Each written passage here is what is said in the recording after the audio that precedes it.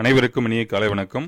PGTRB மற்றும் assistant professor exam 2025 part A Tamil eligible டெஸ்ட்டுக்கான முக்கிய வினாவிடைகளை நம்ம சேனலில் தொடர்ந்து பதிவிட்டு வந்துட்டு இருக்கோம். அதிலும் குறிப்பிட்டு சொல்லணும்னா, ஏற்கனவே டிஆர்பியால் நடத்தப்பட்ட தேர்வுகளிலிருந்து கேட்கப்பட்ட வினாக்களின் தொகுப்புகள்லாம் நம்ம தொடர்ந்து நம்ம சேனலில் பதிவிட்டு வந்துட்டு இருக்கோம். அது 2 மார்க் 1 மார்க் அடிப்படையில் நமக்கு ஏற்கனவே வீடியோலாம் பதிவிட்டு இருந்தேன். நல்ல சப்போர்ட் கொடுத்துருந்தீங்க. நம்ம சேனலை தொடர்ந்து ஃபாலோ பண்ணுங்கள். இப்போ இன்னைக்கு 2025 டிஆர்பியால் நடத்தப்பட்ட தேர்வுகளிலிருந்து பார்ட் ஏ தமிழ் எலிஜிபிள்ஸ்ல எப்படி கேட்டிருக்காங்க வினாக்கள், 2 மார்க் எப்படி வந்திருக்கு, 1 மார்க் எப்படி வந்திருக்கு அப்படிங்கிறத இந்த வீடியோவில் நம்ம டிஸ்கஸ் பண்ணலாம். இது 2025 டிஆர்பியால் நடத்தப்பட்ட தேர்வுகளிலிருந்து கேட்கப்பட்ட வினாக்கள் தான். நம்ம ஏன் இந்த ப்ரீவியஸ் இயர் கொஸ்டின் பேப்பரை பார்க்கணும்னா, நிறைய பேர் பார்ட் ஏ தானே தமிழ் எலிஜிபிள் டெஸ்ட் ஈஸியாக 20 மார்க் எடுத்துடலாம் அப்படிங்கிற மாதிரி அலட்சியப்படுத்துகிறாங்க. அப்படி கிடையாது. ஆனால் கண்டிப்பாக எல்லாராலையுமே எலிஜிபிள் மார்க் வாங்க முடியும். அதே நேரம் நம்ம கொஞ்சம் அலட்சியப்படுத்தக்கூடாது. ஓரளவு அந்த இலக்கணம் சார்ந்த புரிதல் நமக்கு இருக்கணும்.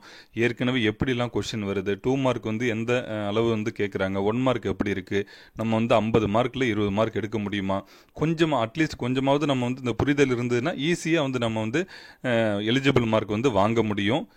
இப்போ நம்ம இந்த வருடம் டிஆர்பியால் நடத்தப்பட்ட தேர்விலிருந்து கேட்கப்பட்ட இந்த 30 வினாக்கள், முதல் 20மே 2 மார்க் கொஸ்டின், அடுத்த 10 1 மார்க் கொஸ்டின். இப்படி தான் உங்களுக்கு பார்ட் ஏவில் கொஸ்டின் கேட்பாங்க. டோட்டலாக 50 மார்க்கு. நம்ம மினிமம் 20 மார்க் எடுத்தால் தான் நம்மளுடைய பார்ட் பி, அதாவது மெயின் ரிட்டன் எக்ஸாம், அதோட பேப்பர் எவாலுவேட் பண்ணுவாங்க.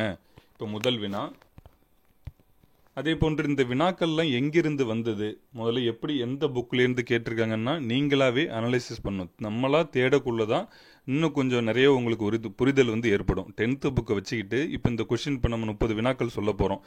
ஆல்மோஸ்ட் நிறைய கொஷின்ஸ் 10th புக்லேருந்து தான் நேரடியாக கேட்டிருப்பாங்க.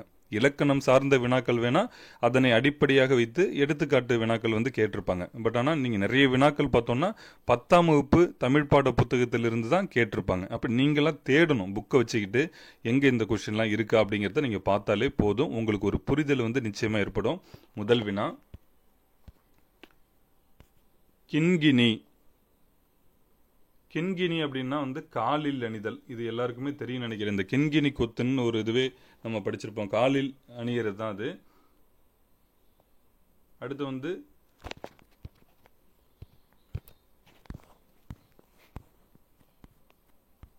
இந்த குண்டலம் குழை, இதெல்லாம் 10ஆம் வகுப்பு புத்தகத்தில் இருக்கிறது தான். குண்டலம் குழைன்னு இருக்கும். குண்டலம் குழை அப்படின்னா காதில் அணியிறது. அதுக்கு பேர் தான் காதில் அணியிறது. குழைன்னு இருக்கு இதில் கொடுத்துருக்காங்க. ஆனால் புக்கில் நீங்கள் பார்த்தீங்கன்னா குண்டலம் குழை 10th புக்கில் இருக்கு. குண்டலம் குழை அப்படின்னா காதில் அணிதல் அப்படின்னு இருக்கும். அடுத்து பார்த்தீங்கன்னா இந்த சூழி அப்படிங்கிறது இதுவும் நம்மளுக்கு நேரடியாக புக்கில் இருக்கிறது தான். தலையில் அணிதல். அடுத்து சுட்டி அப்படிங்கிறது அது எல்லாருக்குமே ஜென்ரலாக தெரிஞ்சதான். அது நெற்றியில் அணிதல். அப்போ இதுக்கு சரியான பதில் இதுதான். அப்போ நம்ம இந்த பொறுத்துக்க பார்க்கக்குள்ள ஈஸியாக தெரிஞ்சுக்கிட்டோம். நமக்கு இதே வினா கூட வருவதற்கு வாய்ப்பு இருக்கு. கொஞ்சம் மாடிஃபிகேஷன் செய்து இதில் ஏதாவது ஒன்று பொறுத்துகள் வந்தால் கூட நம்ம ஈஸியாக ஆன்சர் பண்ணிடலாம். இப்போ நம்ம குண்டலம் குழை அப்படின்னா காதில் அணிதல் அப்படிங்கிறது நம்ம வித்தியாசமாக இருக்கிறதெல்லாம் கொஞ்சம் மனதில் வச்சுக்கிட்டீங்கன்னா ஈஸியாக இருக்கும் உங்களுக்கு. சூழி அப்படின்னா தலையில் அணிதல்.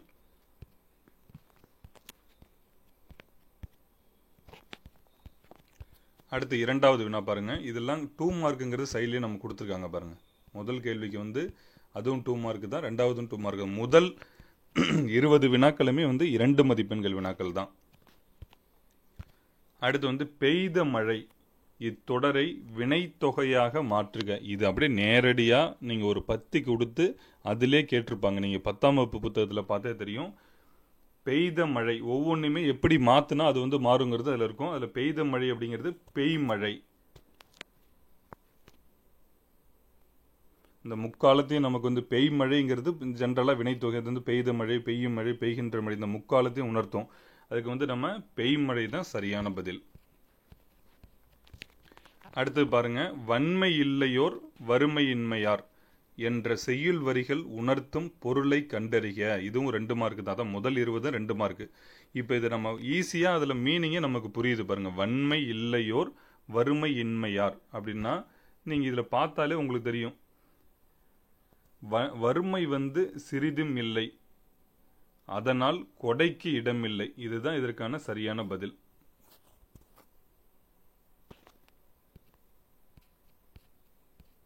வன்மை அப்படின்னா நமக்கு வந்து கொடைத்தன்மை அப்படிங்கிறது அதிலே நமக்கு அர்த்தம் வந்து கொடுத்துருப்பாங்க. அவங்கக்கிட்ட வறுமை சிறிதும் இல்லை, அதனால் கொடைக்கு இடமில்லை, இவ்வளவுதான்.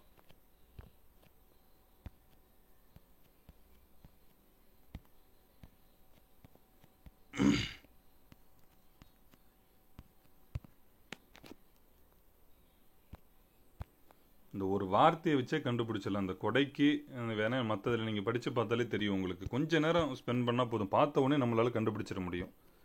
அடுத்து பாருங்க, அகர வரிசைப்படி சொற்களை சீர் செய்க. இதெல்லாம் மிக எளிமையான வினா தான். 2 மதிப்பெண்கள் கொடுத்துருங்க. முதல்ல அகர வரிசையில் பார்த்தீங்கன்னா இ, அடுத்தது வந்து ஓ, அடுத்தது தா வரும், அடுத்தது வி வரும்.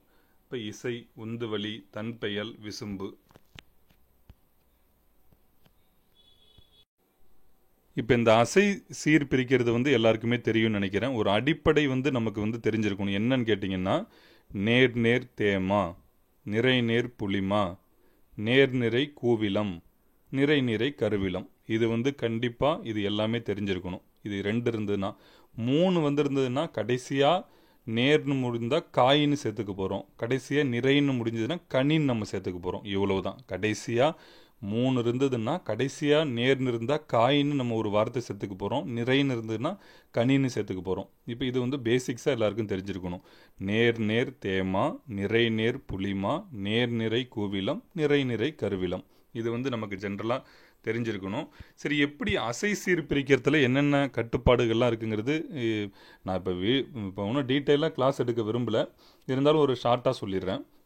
நம்ம சீர் பிரிக்கக்குள்ள ஒரு 2-3 கட்டுப்பாடுகள் தான் அதுக்கு இருக்குது. என்னன்னு கேட்டிங்கன்னா, நெடில் எழுத்து அந்த துணைக்கால் எழுத்து வி, அந்த மாதிரி நெடில் எழுத்து எல்லாருக்குமே தெரியும். அந்த நெடில் எழுத்துக்கு பக்கத்தில் நம்ம ஒரு கோடு பிரிப்போம். சப்போஸ் அந்த பிரிக்கக்குள்ள பக்கத்தில் ஒற்றை எழுத்து வந்தாலும் அதையும் சேர்த்துக்கணும். அதாவது இன்னைக்கு இந்த இதெல்லாம் அதையும் வந்துன்னா சேர்த்து நம்ம ஒரு கோடு போடுவோம். அதுக்கப்புறம் 2 எழுத்துக்கு அப்புறம் கோடு போடணும். 2 எழுத்துக்கு அப்புறம் பிரிக்கணும். 2 எழுத்து நல்லா ஞாபகம் வச்சுங்க. நம்ம முதல் கண்டிஷன் வந்து நெடில் எழுத்து வந்ததுன்னா உடனே வந்து நம்ம ஒரு கோடை பிரிச்சிடுறோம். அடுத்து வந்து 2 எழுத்துக்கு அப்புறம் ஒரு கோடை பிரிச்சிடுறோம். அடுத்தது ஒற்றை எழுத்துக்கு பின்னாடி நம்ம வந்து ஒரு இதை பிரிக்கணும். இவ்வளவு தான். இந்த கான்செப்ட் படி பிரிக்கிறோம். பிரித்ததுக்கப்புறம் அதில் மொத்தம் என்னென்ன ஒரு கோடு போட்டதுக்கப்புறம் அதில் எத்தனை எழுத்து இருக்குன்னு பார்க்கணும். ஒரே ஒரு எழுத்து மட்டும் ஒற்றை எழுத்து இல்லாமல் இருந்ததுன்னா நேர், ஒற்றை எழுத்து இல்லாமல் 2 எழுத்து இருந்ததுன்னா நிறை, ஒரு எழுத்து மட்டும் இருந்தால் நேர், 2 எழுத்து இருந்தால் நிறை. இப்போ நம்ம இதை வந்து பிரித்து காட்டுறோம் பாருங்கள். ஆள் வினையும் அப்படின்னு இருக்குது. ஆ அப்படிங்கிறது வந்து நெடில் எழுத்து ஆ. அப்போ வந்து நம்ம நெடில் எழுத்து பிரிக்கணும். ஆனால் பக்கத்துலேயே ஒரு ஒற்றை எழுத்து வந்ததால் அதையும் சேர்த்துக்கலாம். அவ்வளோதான். ஆள் இதை வந்து பிரித்தாச்சு. அடுத்து என்ன கண்டிஷன் சொன்னோம்? வியும் வந்து குறில் எழுத்து தான். நெடில் எழுத்தாக இருந்தால் மட்டும்தான் அதை மட்டும் தனியாக பிரிக்கணும். இப்போ வந்து 2 எழுத்துக்களுக்கு அப்புறம் பிரிக்கணும்னு சொன்னோம். 2 எழுத்துக்கள் வி நை, அதை ஒன்று. அடுத்தது பாருங்க, 2 எழுத்துக்கு பிறகு பிரிச்சுட்டோம். அதுக்கப்புறம் ஒற்றை எழுத்துன்னு சொன்னேன். இந்த பாருங்க யூக்கு அப்புறம் ஒற்றை எழுத்து வந்ததால் இதோட முடிச்சுக்கிறோம். குறில் எழுத்துக்கு பக்கத்தெல்லாம் பிரிக்கக்கூடாது. நல்லா நான் 3 இது என்ன சொன்னது, நெடில் எழுத்துக்கு பின்னாடி அசை பிரிக்கணும். ஒரு கோடு போட்டு பிரிச்சிடலாம். அது சப்போஸ் பக்கத்தில் வந்து ஒற்றை எழுத்து இருந்துன்னா அதையும் சேர்த்துக்கணும். நெடில் எழுத்துக்கு அப்புறம் கோடு போடணும். 2 குறில் எழுத்துக்கு அப்புறம் ஒரு கோடு போடணும். அப்புறம் ஒற்றை எழுத்து முடிஞ்சாலும் ஒரு கோடு போடணும். இவ்வளவு தான். இது 3 கான்செப்ட் நம்ம புரிஞ்சுக்கிட்டாலே போதும். இப்போ நான் அதுக்கப்புறம் சொன்ன முதல்ல பார்க்கணும், ஒற்றை எழுத்து இல்லாமல் எத்தனை எழுத்து இருக்குன்னு பார்க்கணும். ஒரு எழுத்து இருந்தால் நேர், 2 எழுத்து இருந்தால் நிறை. அவ்வளோதான். இப்போ இந்த ஒற்றை எழுத்து இல்லாமல் ஒரே ஒரு எழுத்து தான் இருக்கு. அப்போ நேர் ஃபஸ்ட்டு. அடுத்ததில் 2 எழுத்து இருக்கிறதால நிறை. அடுத்த கடைசியில் பார்க்குறோம், இந்த ஒற்றை எழுத்து இல்லாமல் ஒரு எழுத்து இருக்கிறதால நேர். நான் என்ன சொன்னேன், நேர் நிறை அப்படின்னா கூவிலம்னு உங்ககிட்ட சொன்னேன். நேர் நிறைன்னா கூவிலம்.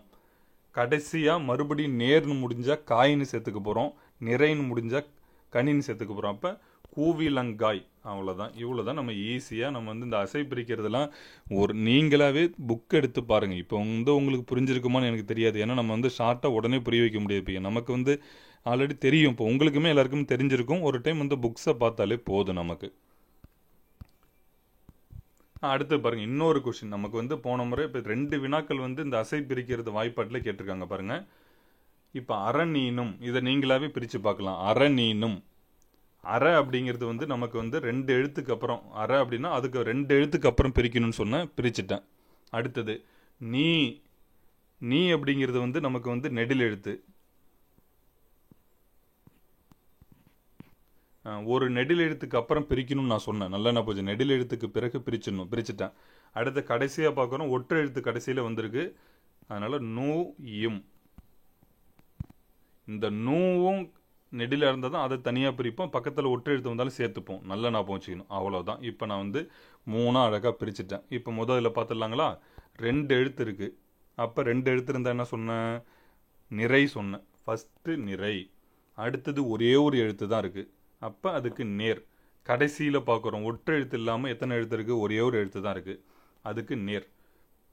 அப்போ நம்ம 2 எழுத்து இருந்தால் நிறை, ஒரு எழுத்து இருந்தால் நேர்னு முடிவு பண்ணிட்டோம். இப்போ நான் அந்த ஒரு நிறை நேர், நான் அந்த 4 இது சொன்னல, நேர் நேர் தேமா, நிறை நேர் புளிமா, நேர் நிறை கூவிலம், நிறை நிறை கருவிலம். அப்போ நிறை நேர்னு இருக்குது.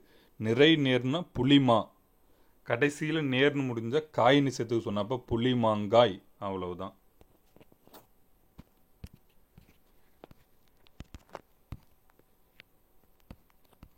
அடுத்து பாருங்க, குறிஞ்சி திணைக்கு தொடர்பில்லாத கருப்பொருளை கண்டறிகன்னு கேட்டிருக்காங்க. குறிஞ்சி திணைக்கு வந்து எது தொடர்பில்லாததுன்னு கேட்டிருக்காங்க.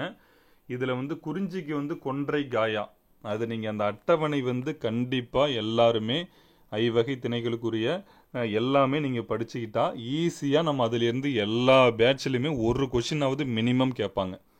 அப்ப வெப்பன், குறவர், இந்த அருவி நீர், சுனை நீர், புலி, கரடி இதெல்லாம் எதுவுமே இதுல வராது. கொன்றை காயா அது மட்டும்தான் சரி. 4 மட்டும் சரி. இந்த நீங்க அட்டவணையை வந்து நன்கு பயிற்சி எடுங்க.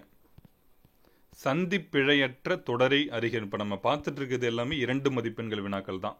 சந்தி பிழையற்ற தொடர். பருப்பொருட்கள் சிதறும்படியாக பல ஊழிக்காலங்கள் கடந்து சென்றன. இந்த ஒற்றெழுத்து சரியா இருக்கிறத பார்த்து கண்டுபிடிச்சாலே நம்ம இந்த சந்தி பிழையற்ற தொடரை வந்து எளிமையா கண்டுபிடிச்சிடலாம். சரிங்களா? ஈஸியா நம்ம வந்து எதுக்கு பக்கத்துல ஒற்றெழுத்து மிகும் அப்படின்னு சொல்லி அது எல்லாமே ரொம்ப டெப்தா தெரிஞ்சிருக்கணும்னு அவசியமே கிடையாது. முடிந்த அளவுக்கு பார்த்தாலே நம்ம வந்து நம்ம உச்சரிக்கும் போதே கண்டுபிடிச்சிடலாம்.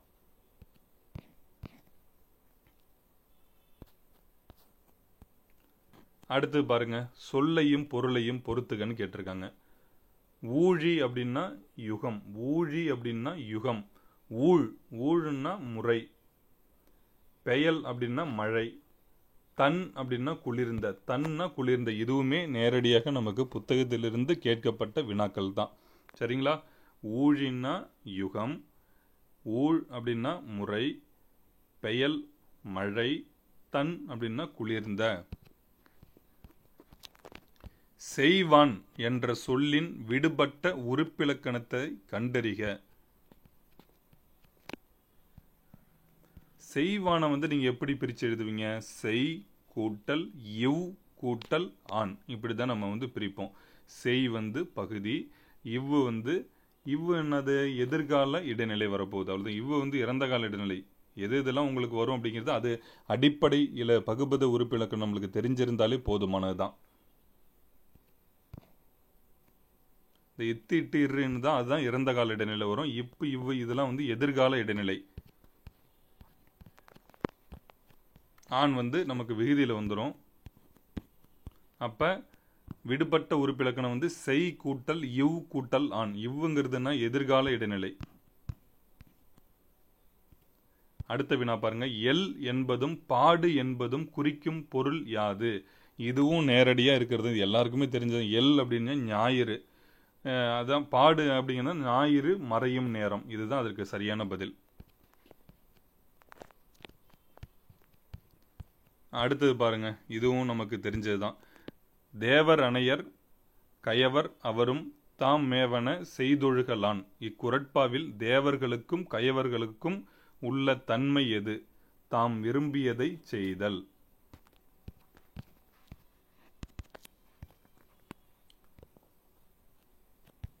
பொருளல்லதில்லை பொருள், பொருளல்லதில்லை பொருள்.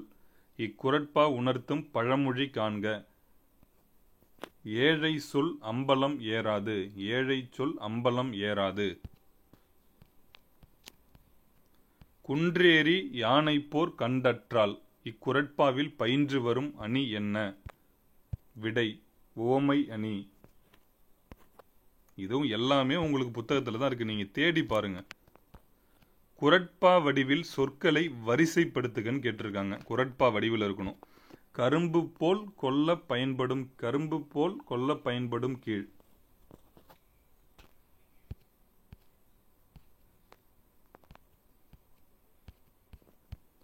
அரை ஞான். இத்தொடரில் மறைந்துள்ள வேற்றுமை உருபினை கண்டறிக. ஐந்தாம் வேற்றுமை உருபு.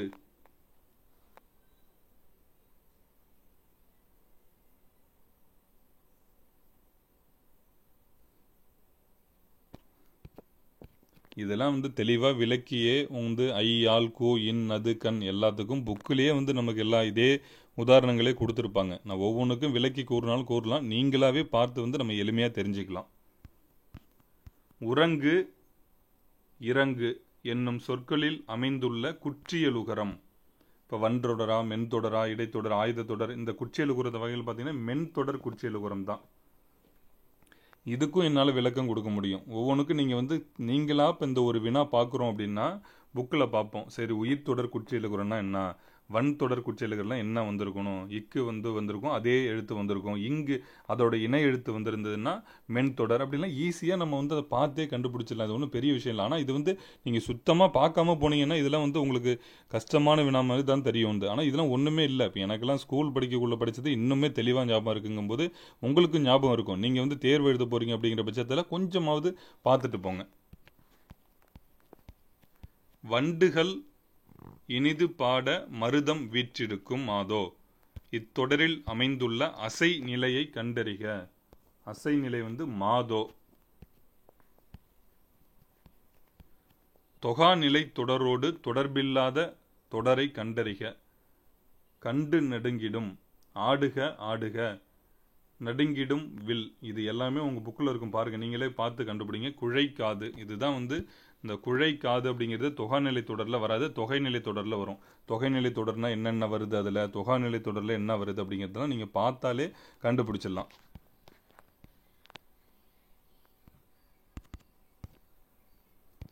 உடன்படு மெய்யை சந்தியாக கொண்ட பகுபதம் என்ன? உடன்படு மெய்யை சந்தியாக கொண்ட பகுபதம் துணை இலன். உடன்படு மெய்னா என்னது? ஈ, இவ்வு இந்த மாதிரிலாம் வரும். அதை வச்சு நம்ம தாங்க துணை இலன். ஈ வருது பாருங்க, அதுல ஈ, இவ்வு தான் நம்ம சொன்னோம். அவ்வளவுதான், பார்த்தாலே கண்டுபிடிச்சிடலாம். துணை இலன். செங்கீரை பருவத்தில் குழந்தையின் தலை எத்தனை மாதங்களில் மென்மையாக அசையும்? இதை இன்னொன்று சொல்லிடுறேன் பாருங்க. இதோட நமக்கு 2 மார்க் முடிஞ்சு. கொஸ்டின் நம்பர் 20ஓட 2 மார்க் ஓவர். இப்போ இதிலே 40 வினா, 40 மார்க்கு. 20 வினாக்கள் 40 மார்க்கு. ஈஸியாக நமக்கு ஆல்மோஸ்ட் எல்லா வினாக்களுமே தெரிஞ்ச போல தான் இருந்தது. அடுத்து இப்போ 1 மார்க் கொஸ்டினை பார்க்கலாங்களா?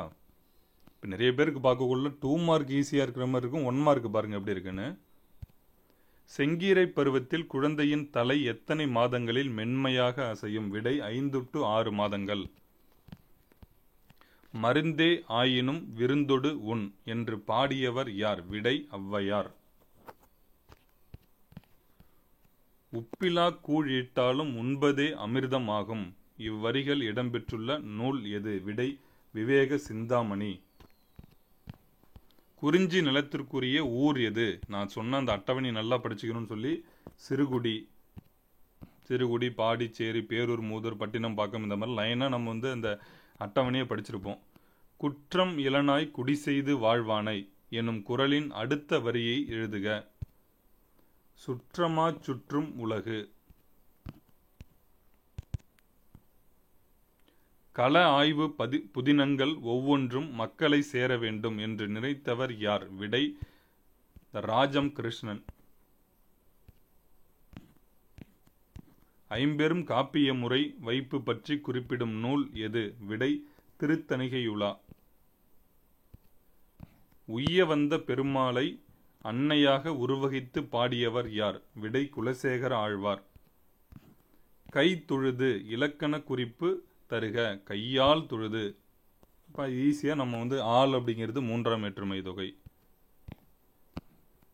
கற்பனை கதைகளை எழுதுவதற்கு பதிலாக களத்திற்கு சென்று உண்மையான நிகழ்வுகளையே நூல்களாக தந்தவர் யார்? அதுக்கும் விடை ராஜம் கிருஷ்ணன் தான். இது உங்களுக்கு நிச்சயமா ஒரு புரிதலை வந்து ஏற்படுத்தி இருக்கும். நம்ம மற்ற கொஷின் பேப்பர் கிடைச்சதுன்னா நிச்சயமாக உங்ககிட்ட நான் பகிர்ந்துப்பேன். இதன் மூலமாக எல்லாருக்குமே நம்ம வந்து கண்டிப்பாக தமிழ் எலிஜிபிள் டெஸ்ட்டில் வந்து பாஸ் பண்ணிடலாம்.